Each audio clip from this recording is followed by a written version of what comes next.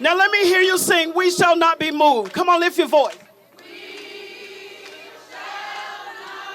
We shall not be moved. I hear you, I hear you. We shall not be moved. Oh, just like a tree planted by the water, we shall not be moved.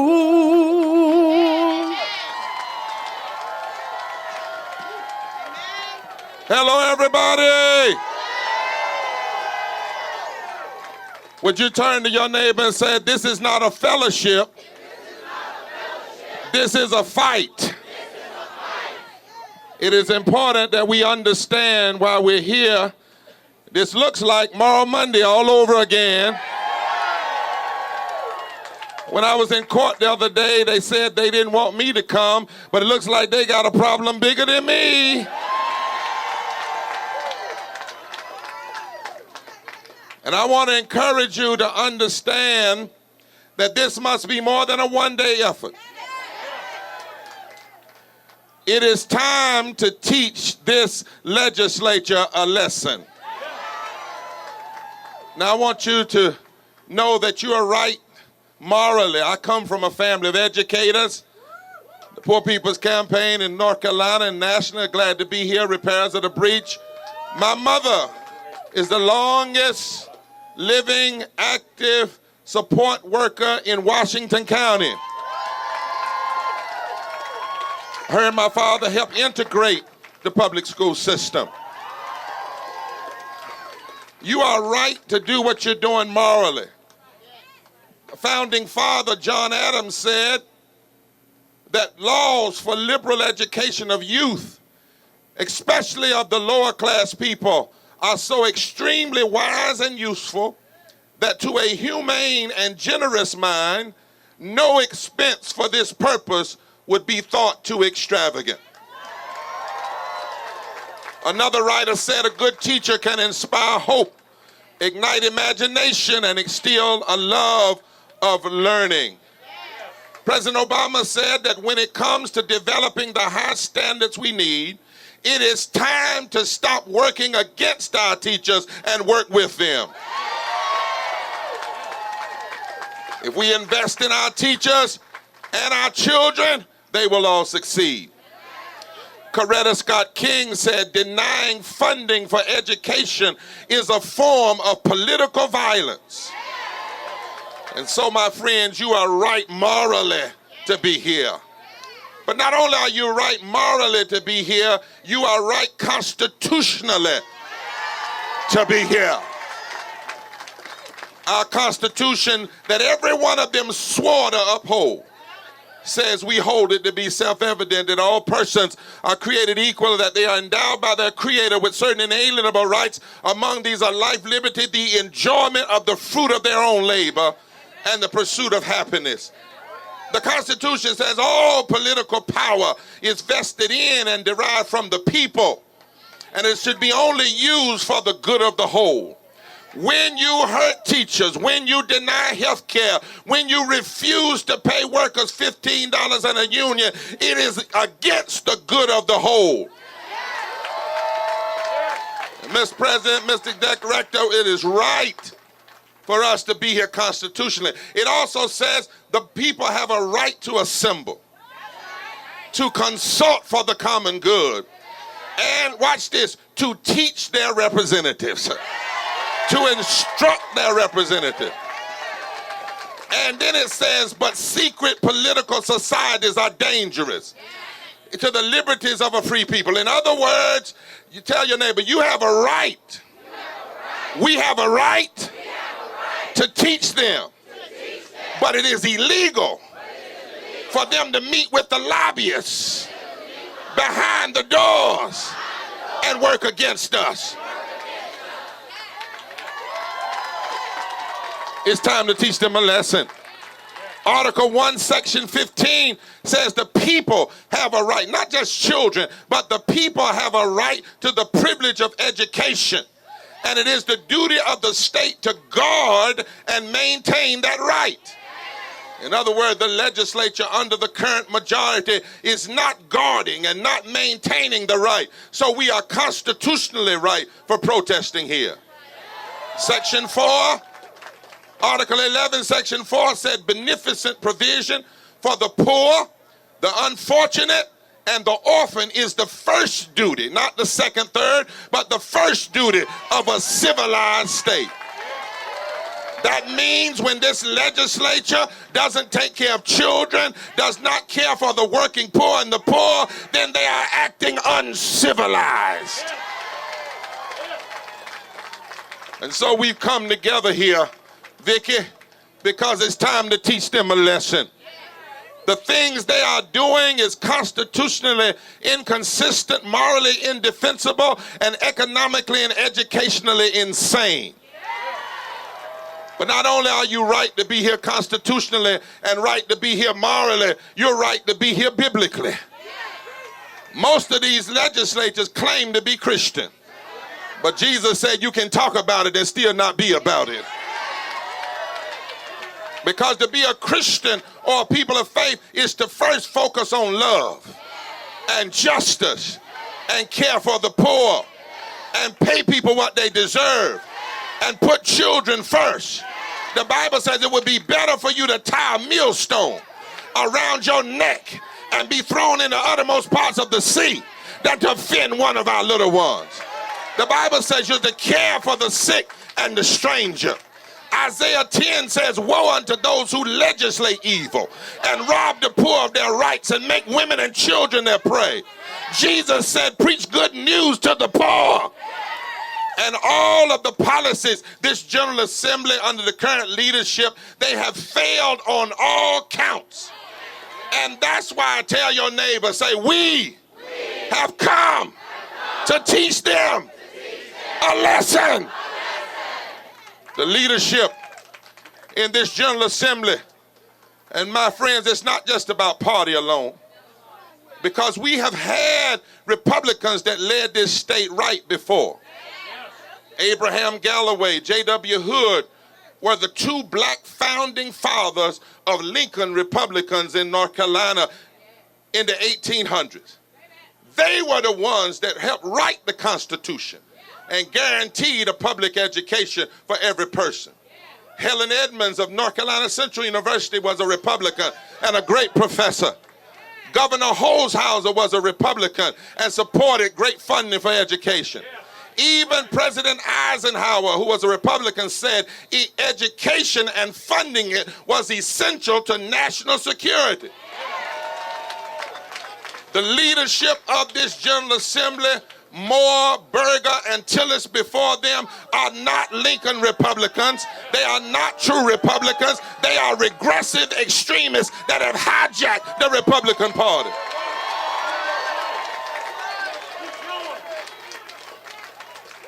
This crowd, first under the leadership of Tillis, then Burgess and Moore, they got into office through an election using unconstitutional gerrymandering and racist voter suppression.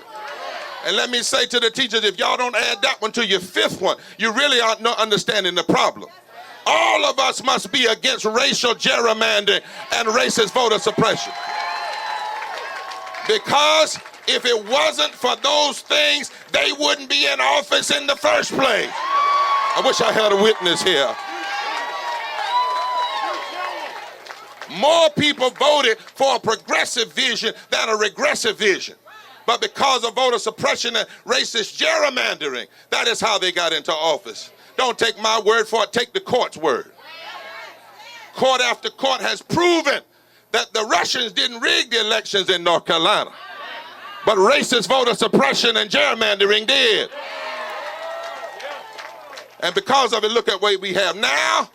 Let me also say that when the Democrats were in office, they too never fully complied with the Leandro decision. Oh, I come to tell the truth today. They never themselves addressed resegregation and high poverty schools. They didn't give teachers what they should have either. So I say to the Democrats, if you get back in office, you better do right when you get back.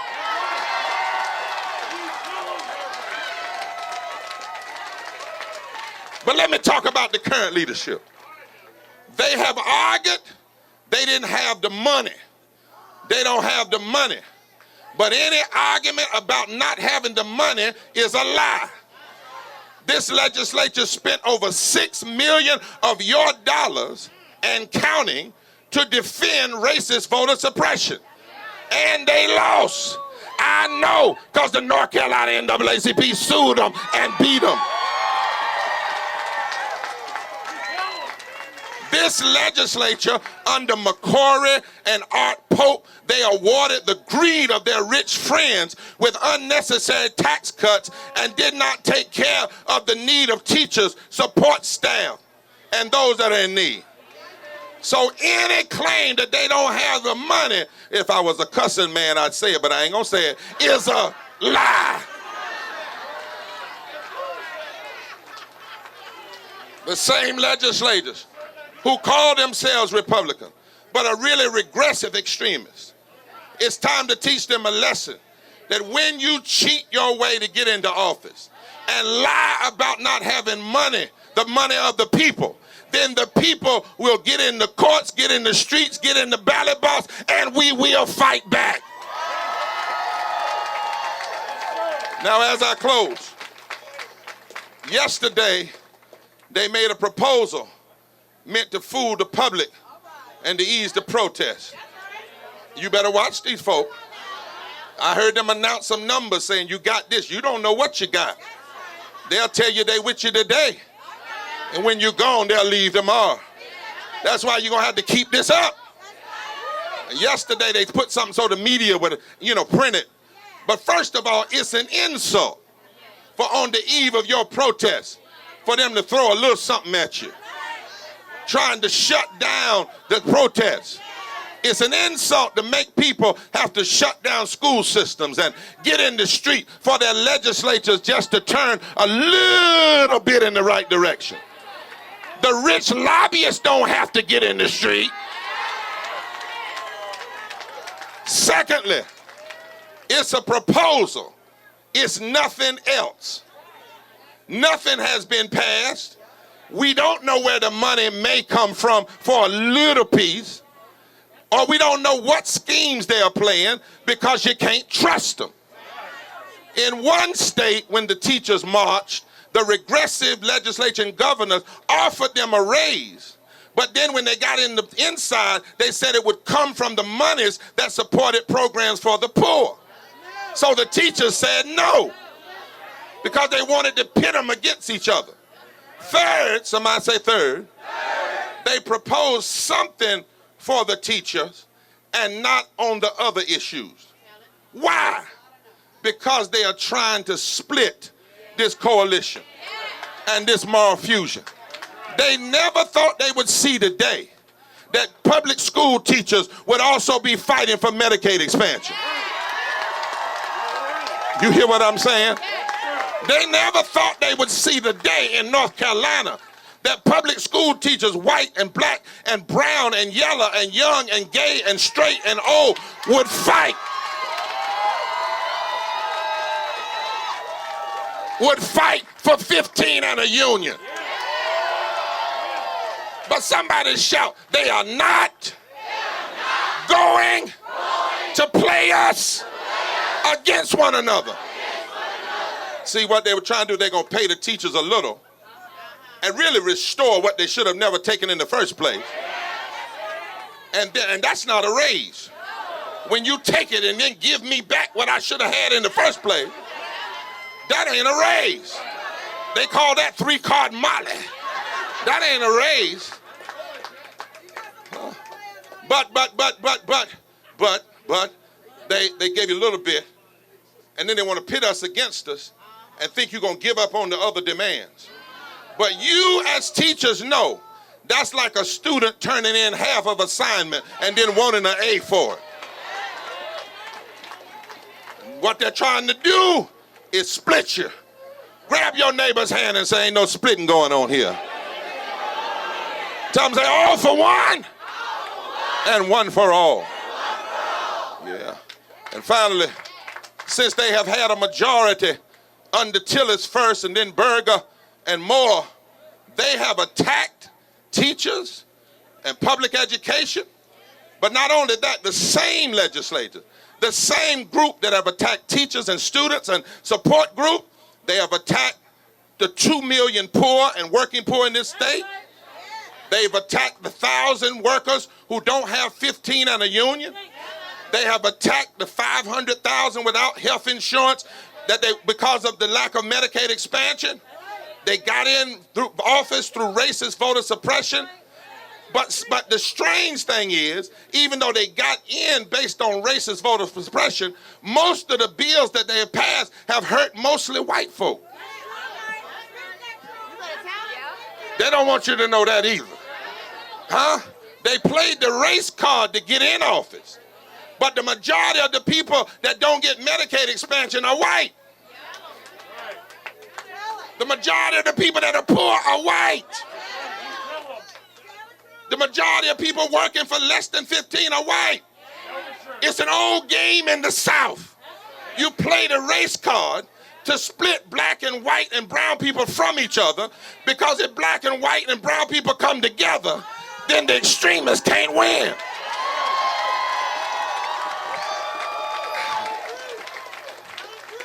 I stopped by to say, if they are sinister enough to be together, we ought to be smart enough to stay together. And so we got to teach them a lesson. And here is the lesson. If you mess with teachers and you mess with support staff and those who work for less than 15 in a union and those who have need of Medicaid expansion, you've gone too far. We must teach them a lesson.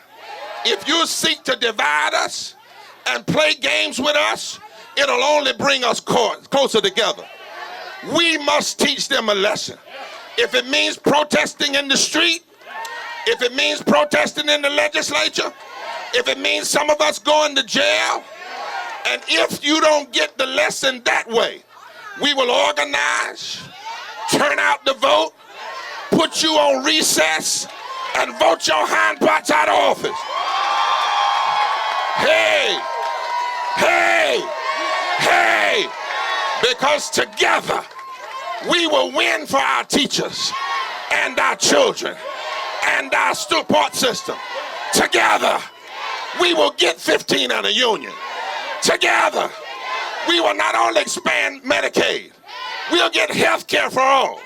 Together we will turn North Carolina around. Together we'll somehow stay together and fight. Together, together, together, we will end racist voter suppression. Together, together, we will stick together. Together, together, justice will roll down like righteousness. Together, together, we will lift all North Carolinians. Together, together, from the mountains to the coast, to the sand hills, to the Piedmont, to the Triad. Together, together, together, when we all get together. What a day! What a day! What a day! What a